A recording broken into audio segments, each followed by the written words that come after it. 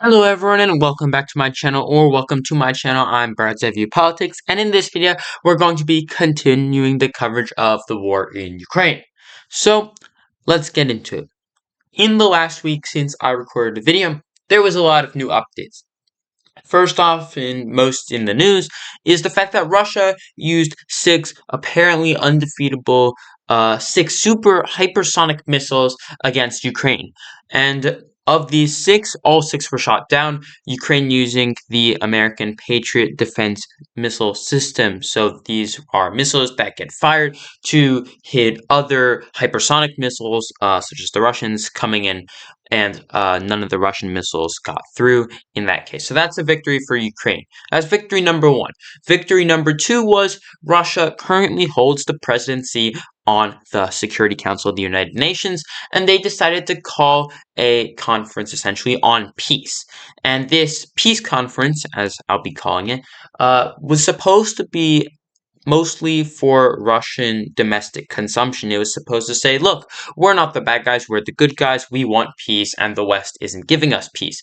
However, the United States and the United Kingdom attacked Russia in this same conference, and it ended up with Russia basically losing, even though they called the conference, because the United States, the United Kingdom, and France, as well as the other democratic countries who currently sit on the Security Council, basically just told Russia, no, you're the one who invaded Ukraine, which is simply the fact. And Russia was completely outnumbered on the Security Council, just like they are in the UN at large.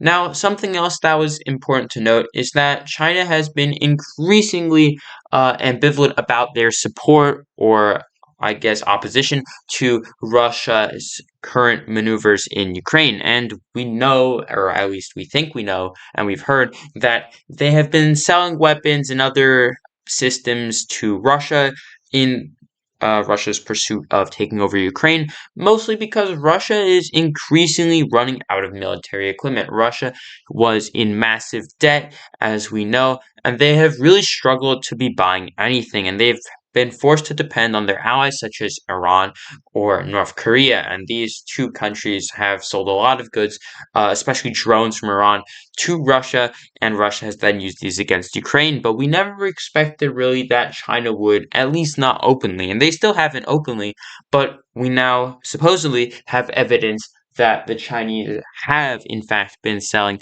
weapons to Russia. So that's kind of a development because, of course, Russia has been supporting them. However, in probably more important news, there was actually quite a few developments on the front line itself. We had first the Wagner Group, Russian mercenaries, say that here's some Russian sites that you can go bomb, talking to the Ukrainians, which is huge because Wagner's obviously Russian and isn't supposed to be fighting the Russians themselves. However, many Westerners and other military agencies believe that this is all ruse and that Wagner is still loyal to Russia, although there is definitely some attacking going on between the Russian general staff, the chief of the army, of course, and the Wagner Group itself. In more important news, however, Russia said that they conquered Bakhmut. Ukraine says they still have a few troops holding out there, but it is increasingly likely that Bakhmut itself will be determined as Russian control within the next few days or weeks. Now, Russia taking control of Bakhmut, as I've already said in previous videos, will open up this whole area to the east of the main railway in Donetsk. So, currently, Russia is trying to take this railway going from Horlivka, which they already control, and Luhansk further east, and they're trying to go up towards Kramatorsk and Sloviansk, the two main cities in Donetsk that Ukraine still controls. However, this now taking of Bakhmut will open up a way for them to start moving forwards towards Kramatorsk, towards Sloviansk, towards the other cities along that rail line, and it's also going to allow them to attack this key airbase right outside Kramatorsk, which the Ukrainians have been using to try and fight back against what Russia increasingly is trying to establish, which is air supremacy.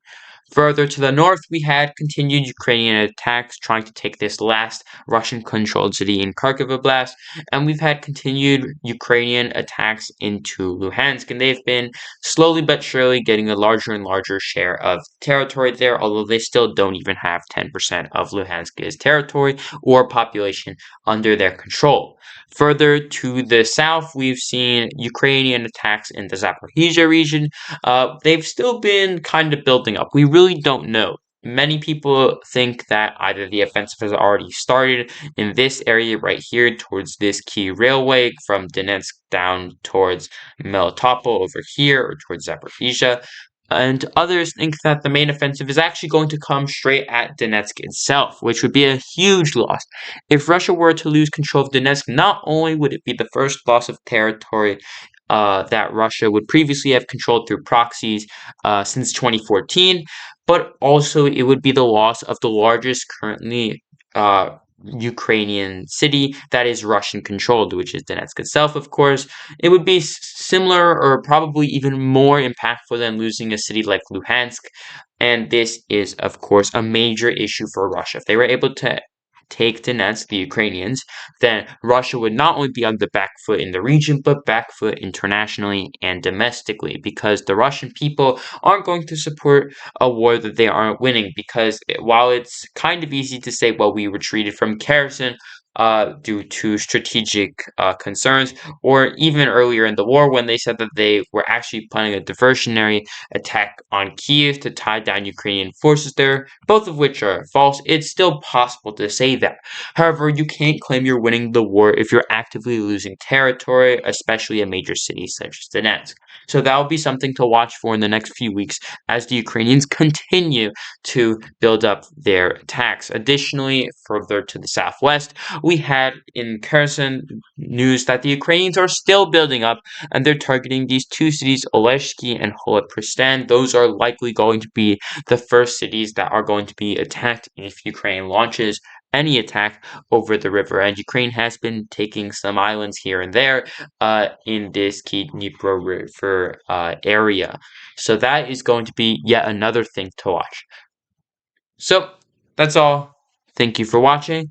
Don't forget to like, share, and subscribe, and I'll see you next time. Thank you.